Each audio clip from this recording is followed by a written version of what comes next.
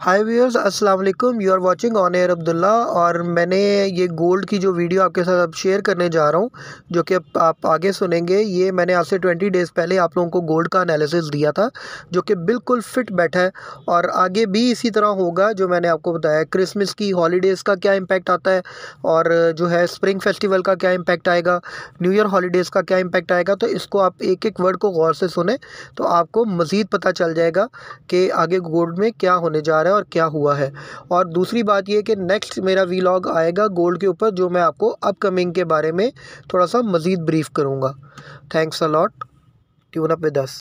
अस्सलाम वालेकुम friends, you are watching my YouTube channel on air with Abdullah and today's हम आज डिस्कस करेंगे आपसे गोल्ड के बारे में। तो मैंने पहले ही आप लोगों को कहा था कि गोल्ड के बारे में मैं बहुत डिटेल आप लोगों के साथ शेयर करने के लिए जा रहा हूँ कि डिटेल क्या है और गोल्ड क्यों ऊपर जा रहा है और गोल्ड में हुआ क्या है।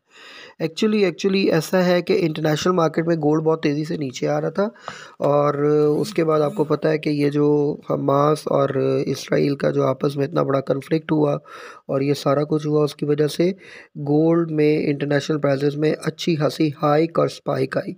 और हाइक क्यों आई वो तो आपको बेशक पता होगा। ज़ाहिर बात है, जब कहीं पे जंग लगती है, जब कहीं पे कोई प्रॉब्लम होती है, तो ऑब्वियस सी बात है कि जितना भी इन्वेस्टर है वो अपना जितनी भी इन्वेस्टमेंट है उसको सॉलिड फॉर्म में किसी ऐसी करेंसी में या किसी ऐसी कमोडिटी में कन्वर्ट करता है कि जहाँ पे उसको कभी नुकसान ना हो और जिसकी प्राइस कभी नीचे ना आती हो।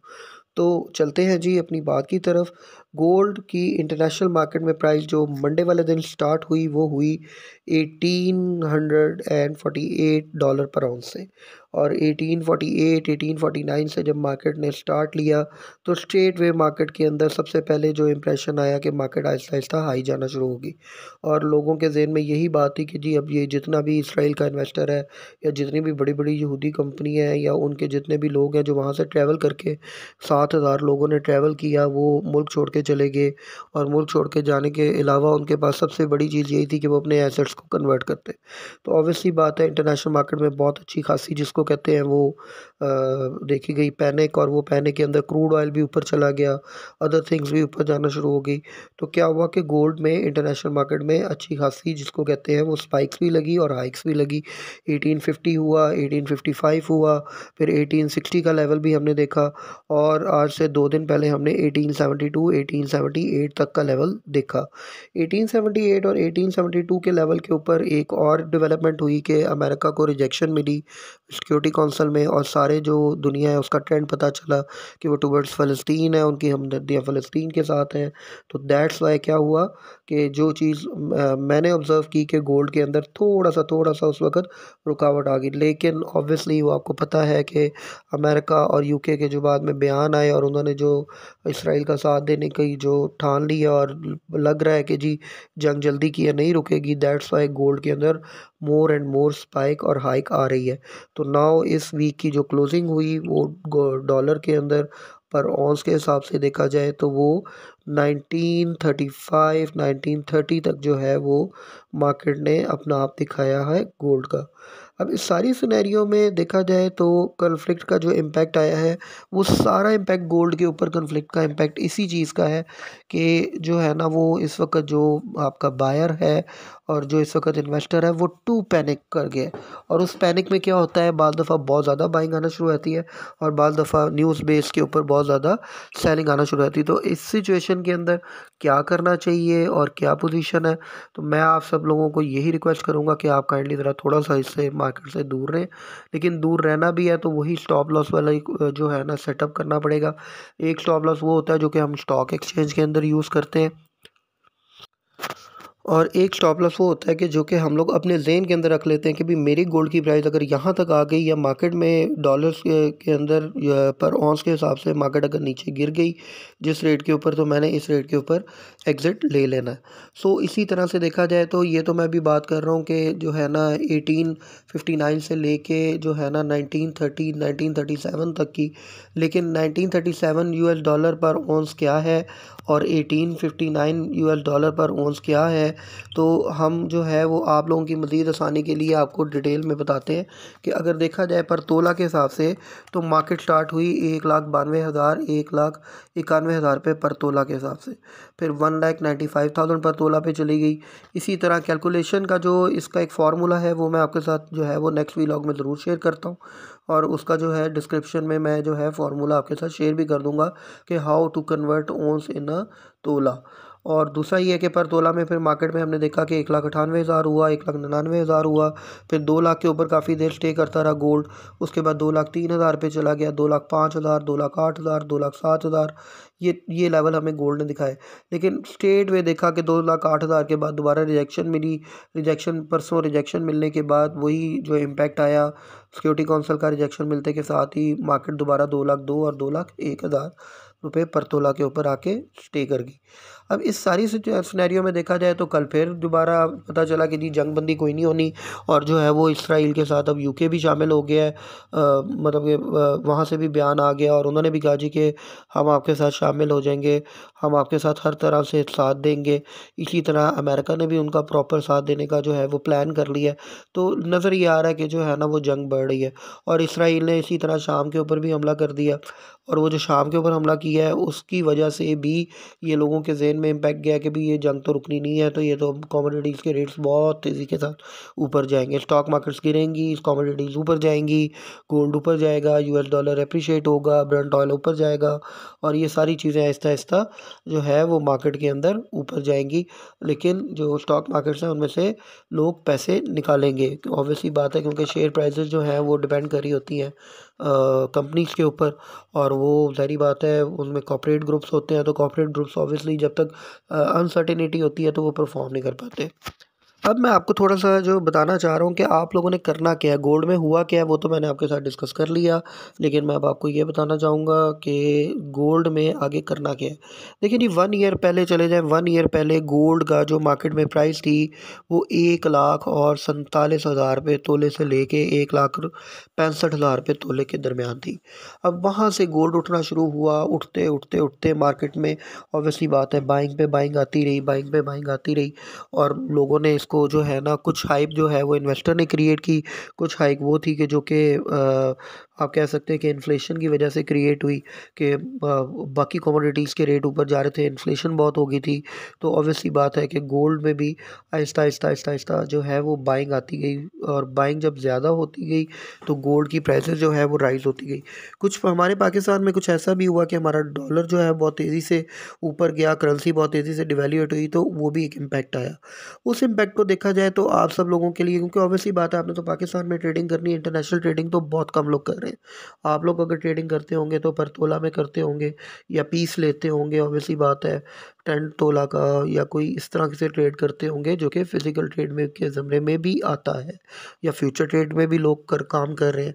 तो इस सारे सिनेरियो में देखा जाए तो 1,47,000 से लेके 1,65,000 पर तोले के करीब करीब पिछले साल रेट था।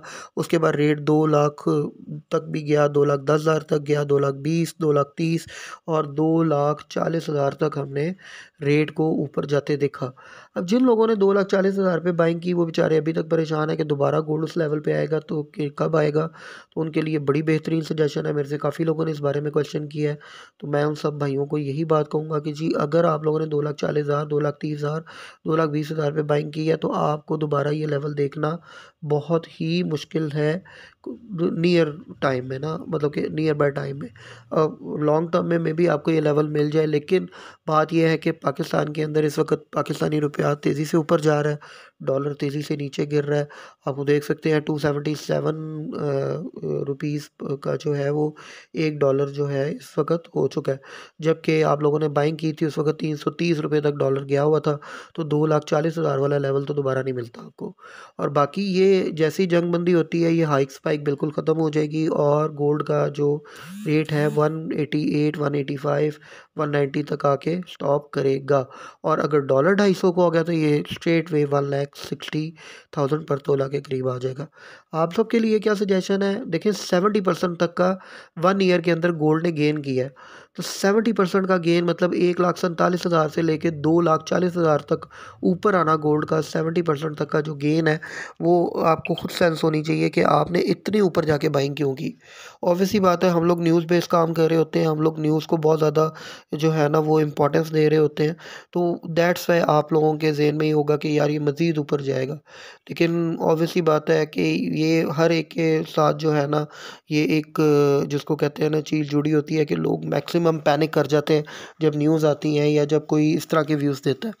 तो आप लोगों के लिए सजेशन ये है कि आप लोग नीचे बाइंग करके इसको एवरेज करें। गोल्ड को एवरेज करने का बड़ा अच्छा तरीकाकार ये है कि अगर आप लोगों ने एक ऊपर बाइंग की या 2,40,000 में या 2,30,000 में, तो आप नेक्स्ट बाइंग 1,85,000 का अपना एक टारगेट रख लें, उसमें थोड़ी बाइंग करें। वो थोड़ी बाइंग करने से क्या होगा, आपका जो गोल्ड की परचेज़ रेट है दोनों का मिला के एवरेज हो जाएगा। फिर थोड़ा नीचे आता है, फिर थोड़ा बाय करें तो आपको एक एवरेज रेट मिल जाएगा। उस एवरेज रेट के ऊपर आप जो है वो आपका जो है एक एवरेज आपका रेट जो है वो बाइंग का सेटल हो जाएगा, और जैसे ही गोल्ड जो है रीबाउंस करे आप उसमें से एग्ज़िट ले सकते हैं। ये फ्री ऑफ कॉस्ट आपको सजेशन दी गई है जी। और उसके बाद ये है कि सबसे जो बड़ी चीज़ है इस वक्त कि होने क्या जाएगा और आगे क्या होगा। अब एक बात हमेशा ज़हन में रखिएगा कि गोल्ड में, क्योंकि ये वीलॉग थोड़ा बड़ा होता जा रहा है, दैट्स वाई मैं आप लोगों के साथ ये बात ज़रूर शेयर करूँगा कि बिफोर कोविड 2020 से पहले गोल्ड में ये होता था कि जैसे नवंबर आता था, दिसंबर आता था, गोल्ड ऊपर जाना शुरू हो जाता था। क्या रीज़न होती थी, उसके अंदर बहुत सारी बाइंग आना शुरू हो जाती थी। तो क्या होता था कि ऑब्वियसली बात है क्रिसमस की छुट्टियां आना शुरू होनी होती थी। ऑब्वियसली बात है कि वो जो है वो एक उनका एक त्यौहार है, उन्होंने ऑब्वियसली अपना क्रिसमस मनाना होता है।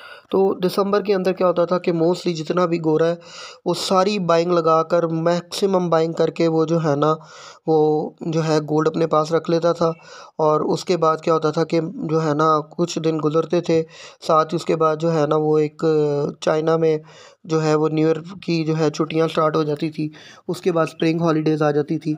तो क्या होता था, चाइनीज़ की भी बहुत ज़्यादा बाइंग आती थी, चाइनीज़ इन्वेस्टर्स की, क्योंकि ये दो बहुत बड़ी इकोनॉमीज़ हैं, चाइना हो गया और अमेरिका हो गया। ये आपका जो है वो यूरोप सेक्टर में जितनी भी क्रिश्चियनिटी हो गई, इनकी बहुत बहुत ज़्यादा जो है ना ये स्टेक होल्डर्स है गोल्ड में। अब इन लोगों की बाइंग आती थी अच्छी खासी लेवल के ऊपर, जो है ना वो लोग बाइंग करके रख लेते थे कि यार चलो हमारी जो इन्वेस्टमेंट है ना वो गोल्ड में कन्वर्ट रहे, और हम लोग जो है ना वो अपने एसेट को बाद में जो है ना आके कन्वर्ट कर लेंगे, अच्छे रेट के ऊपर बाद में एग्जिट हो जाएंगे। अब क्या हुआ कि 2020 के बाद जब क्रिसमस आया तो लोगों के जहन में यही था कि भाई गोल्ड ख़रीद लो, गोल्ड ख़रीद लो, गोल्ड बहुत अच्छे तरीके से ऊपर जाना है। और रीज़न क्या हुआ कि किसी भी जो है ना इन्वेस्टर ने इस चीज़ को एडमायर ही नहीं किया कि यार ज़िंदा ही नहीं रहेंगे तो फिर गोल्ड का क्या करना है हमने। और मार्केट में तो अभी बहुत ज़्यादा पैनिक है, और जो है ना इस वक्त पोजीशन भी इस तरह की है कि एसेट को हमने किस चीज़ में कन्वर्ट क्यों करें हम लोग, जब हमें पता है कि मार्केट तो बड़ी तेज़ी से नीचे आ रही है। तो ट्रेंड एक जनरेट हो गया कि लोगों ने इंटरेस्ट लेना ही छोड़ दिया, लोगों ने अपनी इन्वेस्टमेंट अपने पास रखते थे, किसी चीज़ में कोई कन्वर्जन नहीं करते थे। और क्या करते थे कि 2020 के बाद जो है ना हमने ट्रेंड देखा कि नवंबर के अंदर गोल्ड नीचे आना शुरू होता है। उसके बाद दिसंबर में ऑब्वियसली बात है उनकी हॉलीडेज़ आ जाती हैं। ऑब्वियसली हॉलीडेज़ तो आनी है उनकी, क्योंकि उन्होंने एक प्लानिंग ऐसी दी हुई है कि वो जो है ना वो दिसंबर के मंथ एंड में वो तकरीबन 16 दिसंबर के बाद वो जो है ना किसी से जो है ना वो राब्ता करना ही पसंद नहीं करते। वो कहते हैं कि भाई हम लोग क्रिसमस की प्लानिंग में हैं। तो वो अपनी क्रिसमस को प्रॉपर करते हैं, फिर न्यू ईयर की छुट्टियां आ जाती हैं। उसके बाद फिर अगर देखा जाए तो कोई 4-5 जो है ना वो दिन और 8 दिन जैसे ही गुजरते हैं जनवरी के, तो उसके बाद क्या होता है कि जी वो 3 वीक्स कुछ अच्छे गुजरते हैं, उसमें थोड़ी बहुत ट्रेडिंग होती है। उसके बाद चाइना की स्प्रिंग हॉलीडेज़ आ जाती है। अब जब चाइना की स्प्रिंग हॉलीडेज़ प्लानिंग होती है तो वो ऑब्वियसली बात है, चाइना भी जो है वो कोविड के बाद उन्होंने भी देखा कि ट्रेंड किसी और तरफ जा रहा है, तो उन्होंने भी बाइंग जो है वो करना छोड़ दी।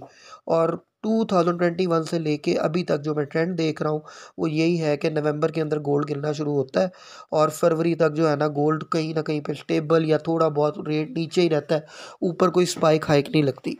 और उसके बाद जब फरवरी के बाद जब छुट्टियां प्रॉपर तरीके से ओवर होती हैं और मार्च में अप्रैल में आहिस्ता आहिस्ता बेटरमेंट आना शुरू हो जाती है। तो ये एक छोटा सा मेरा एक एनालिसिस था इस हवाले से। लेकिन इसको हम ज़्यादा जो है वो डिटेल में अगर जाना करवाना चाहे तो नेक्स्ट व्लॉग में मैं वो भी आप लोगों के साथ शेयर करूँगा, और नेक्स्ट व्लॉग में मैं इंशाल्लाह आप लोगों को गोल्ड कैलकुलेशन जो है वो भी आपके साथ मैं शेयर करूँगा। तो बहुत शुक्रिया आप सब लोगों का, थैंक्स फॉर लिसनिंग मी, और अपने कमेंट्स के साथ मुझे ज़रूर काइंडली आगाह कीजिएगा। जज़ाकल्लाह, thank you, and like, subscribe and share my channel.